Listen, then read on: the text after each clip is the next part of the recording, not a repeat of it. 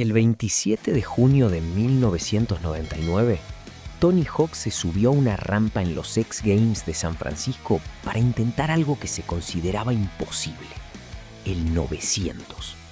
2 vueltas y media completas en el aire. Lo intentó, se cayó, lo intentó otra vez, se cayó. 10 veces se tiró y 10 veces terminó en el piso. La final ya había terminado, pero nadie se iba. Los otros skaters lo rodeaban. En el intento número 11, giró y aterrizó. Fue uno de los momentos deportivos más importantes de la década. 3 meses después, una empresa llamada Activision sacó un videojuego con su nombre: Tony Hawk's Pro Skater, para PlayStation. Seguime, soy el Dato Freak, y quizás no sabías que el 900 fue lo menos importante que pasó ese año. Tony Hawk's Pro Skater salió en un mundo muy específico. El número 1 del Billboard durante buena parte de 1999 fue Believe de Cher. El año de Britney Spears, de Christina Aguilera, de los Backstreet Boys pidiéndote que no juegues con su corazón, de Limp Bizkit. Pop producido al máximo, autotune, coreografías de MTV, eso era lo que sonaba en la radio. El punk duro, el hardcore, el ska existían, pero no le llegaban a cualquiera. Dead Kennedys era una banda de culto con 20 años de historia que nunca había sonado en una radio comercial. Goldfinger tocaba en carpas a las 2 de la tarde. Suicidal Tendencies era leyenda del hardcore californiano para los que la buscaban. Y el adolescente promedio de suburbio en cualquier país no tenía forma de llegar a eso. No estaba en la tele, no estaba en la radio, no estaba en la disquería del shopping. El estudio que hizo el juego era chico. Se llamaba Neversoft. 20 y tantas personas en una oficina de California. Scott Pease, el director, era el punto de contacto con Tony Hawk. Y tenían presupuesto limitado para todo: el código, los gráficos y la música más que nada. El plan era conseguir canciones reales de la escena del skate. No música genérica compuesta para el juego, sino lo que los skaters escuchaban de verdad. Tony Hawk lo dijo claro: el skate era contracultura. Los skaters querían el sonido del hacelo vos mismo, de lo que va contra el sistema. Así que Hawk sugirió bandas, el equipo las contactó, y los deals salieron baratos porque nadie esperaba nada grande de un juego de skate en 1999. Hay un detalle que pinta todo. Tony Hawk sugirió meter a Dead Kennedys, pero no eligió la canción. Cuando escuchó cuál habían puesto, Police Track, se sorprendió. Es un tema sobre violencia policial bastante explícito. Tuvieron que editarlo para que entrara. El skater más famoso del planeta metió casi sin querer una canción de protesta hardcore en el juego más vendido del año. El juego salió el 29 de septiembre. 3 semanas después, algo empezó a pasar. John Feldman, el cantante de Goldfinger, cuenta que estaban de gira en una van, tocando los mismos temas para la misma gente, y estaba todo bien. 3 semanas después de que salió el juego, todo cambió. Empezaron a tocar Superman en el Reino Unido y la audiencia se la sabía de memoria. No por el disco, por el juego. Feldman lo resumió así: nunca había existido un híbrido entre música y videojuego que promocionara bandas. Ellos fueron los primeros en usarlo, y ni siquiera sabían cómo. Solo sabían que Tony Hawk era una leyenda y que estar en su juego estaba bueno. No tenían idea de a dónde iba a llegar. No te pongo los temas porque me clausuran el canal. Si jugaste esto, ya los tenés sonando en la cabeza igual. Goldfinger tocó en el Festival de Leeds en 2002. Estaban anotados terceros en una carpa. 2 de la tarde, primer día. Casi no había nadie. Arrancaron los primeros acordes de Superman y la carpa se empezó a llenar. La gente que andaba por el predio escuchó el tema, lo reconoció del juego y entró. En minutos, la carpa estaba llena de pibes cantando una canción que nunca había sonado en la radio. Una banda que tocaba para nadie a las 2 de la tarde, llenando una carpa por una canción que la gente aprendió jugando a la PlayStation. Eso no existía antes de Tony Hawk.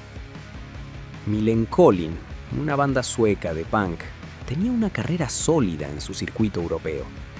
Después del juego, en cada show había gente gritándoles que los conocían por Tony Hawk.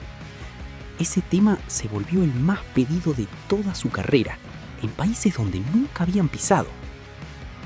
Bad Religion lleva más de 40 años en la escena. Su aparición en Tony Hawk's Pro Skater 2 les abrió una audiencia adolescente que ninguna gira, ningún disco y ninguna radio les había dado en 2 décadas. El primer juego tenía 9 canciones. 9. En esos pocos minutos de música, metió en la cabeza de millones de adolescentes de todo el mundo más cultura punk que MTV en una década entera. Sin campaña, sin plan, sin que nadie lo decidiera como estrategia. Si llegaste hasta acá y esto te está volando la cabeza tanto como a mí, suscríbete. El canal vive de gente que comparte estos datos, no de algoritmos. Seguimos. Lo que pasó con las bandas fue grande. Lo que pasó con la industria del videojuego fue todavía más grande. Antes de Tony Hawk, los videojuegos tenían música genérica. Melodías compuestas para el juego, pitidos, loops sintéticos. La música era decoración de fondo. Había excepciones sueltas, como una canción de Blur en un FIFA del 98, pero nadie había construido un juego entero alrededor de música licenciada de bandas reales. Tony Hawk's Pro Skater fue el primero en hacerlo, con punk, y lo hizo de una forma que cambió las reglas. Después de ese juego, todos los grandes lo copiaron. Madden, el juego de fútbol americano, NBA 2K, el de básquet, Need for Speed, el de autos. Todos abandonaron la música genérica y empezaron a licenciar bandas reales. La banda sonora pasó a ser parte del producto, no un relleno. Esa idea, hoy obvia en cualquier videojuego, nació acá. Y hay una razón de diseño por la que funcionó tan bien que es casi diabólica. El juego estaba dividido en niveles de 2 minutos. 2 minutos para hacer la mayor cantidad de puntos posible. Cuando dominabas los controles, tu cabeza se liberaba. Las manos hacían los trucos solas, de memoria, y lo único que quedaba en primer plano era la música. Jugabas el mismo nivel una y otra vez, 20 veces, 30 veces, y cada vez sonaba la misma canción. Sin darte cuenta, escuchabas Superman de Goldfinger 40 veces en una tarde. Para la quinta ya la odiabas. Para la 30ª era tu canción favorita y no sabías por qué. El juego te convertía en fan por repetición. Te hacía escuchar punk de forma activa, una y otra vez, hasta que se te grababa en el cerebro. Era una máquina de fabricar fans, disfrazada de juego de skate. El segundo juego, en el año 2000, llevó la fórmula más lejos y le sumó hip hop, rap, funk, más punk. Una generación entera de adolescentes descubrió géneros enteros de música, no en la radio, no en la disquería, sino flipando en una rampa virtual. El videojuego se había convertido en la nueva radio, y nadie en la industria de la música lo había visto venir. La música fue la mitad de la historia. La otra mitad fue el skate. El skateboarding a principios de los 90 estaba en un ciclo bajo. La popularidad enorme de los 80 se había enfriado. Los X Games, desde 1995, lo empujaban de nuevo, con Tony Hawk como cara visible. Pero seguía siendo un deporte de nicho que la mayoría miraba de afuera. El juego te metió adentro, con un detalle que parece menor y no lo es. Cuando hacías un truco, el nombre aparecía en pantalla. Kickflip, Hillflip, Ollie, Nosegrind, Manual. El vocabulario completo del skate aprendido jugando, sin pararte nunca en una tabla. Millones de chicos que jamás habían pisado un skatepark terminaron sabiendo cómo se llamaban los trucos antes de intentarlos en la vida real. Hablaban el idioma del skate por un joystick. Y un montón de ellos después fue a comprarse la tabla. La banda sonora completa de Tony Hawk's Pro Skater costó $30.000. 9 canciones. $30.000 en total. En 2020, cuando quisieron relanzar el juego remasterizado, tuvieron que volver a licenciar la misma música. Una sola de esas canciones costaba lo mismo que habían pagado por las 9 originales.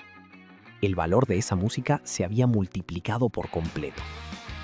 Lo único que no cambió fue lo que las bandas habían cobrado en el 99.